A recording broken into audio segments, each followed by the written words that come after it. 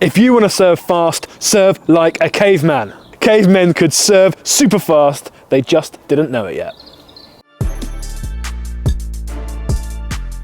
One of the most common questions we get asked is, how do I serve faster? And also, what can I do in the gym to serve faster? What do I actually need to develop to be able to put that ball down with more pace?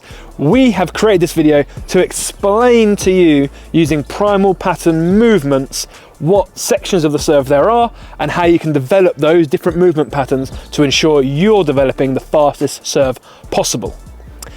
Now, this forms part of a much bigger body of work, our online course about making your serve faster. So if you want to check that out, the link's below. We're going to have everything you ever need to know about the racket, your body and your mind to ensure you are serving as fast as possible. But for now, let's carry on. Ben is now going to take you through the primal pattern movements and how we can use those to develop a big, fast serve. If you would like a natural, instinctive flowing service motion, we need to start using our primal pattern movements. Now, these were developed by a man called Paul Chek, who has a holistic approach to health and exercise, and essentially he broke down human movement into these 7 patterns, essentially the building blocks of any exercise, sport or activity. So very quickly, they are squat, lunge and bend, push, pull, twist, and then gait, walking, jogging, sprinting, for example.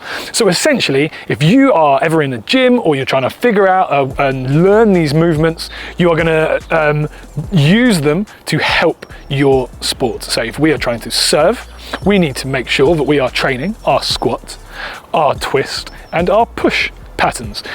Twist, push, pull gets a little bit murky, I'll explain in just a moment, but essentially when you are serving, you are doing a squat as you load, you are doing a twist in your torso, and your arm is pushing through. Your racket arm, your non-racket arm, your ball toss arm is pulling. So you put all those things together, that's how you create the service motion. Very, very similar to a punch that a boxer might throw, an overarm throw that a baseball pitcher or a quarterback might do, or even like a kick a footballer might do. A lot of these patterns are very, very interlinked. So the idea is that when you are thinking about serving, you are thinking about throwing, and when you are thinking about throwing, you should be feeling these movements and letting these natural movements come through. So a tennis serve is essentially an imaginary concept, right? It doesn't exist, it is not real, we've made it up. What is real are these movements. So we need to make sure that we are doing these movements as part of a serve, that we're not trying to serve and hoping the movement comes later.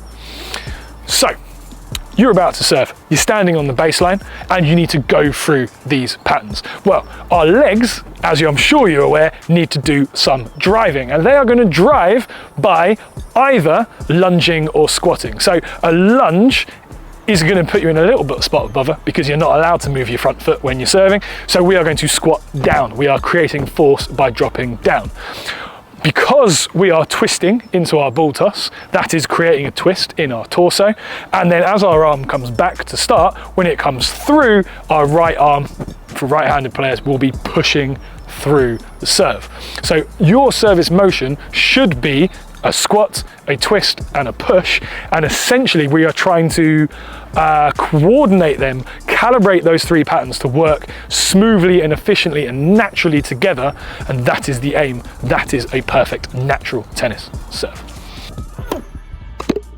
It's really important that you understand the fundamental building blocks of the serve, I think, and understanding how the primal movement patterns fit into it will maybe help some people understand which gaps in the movement they've got in their physical sort of coordination. Yeah, you can so quite often see if one of these things is lacking. Yeah, that looks a bit odd, and it will be that one of these patterns isn't there.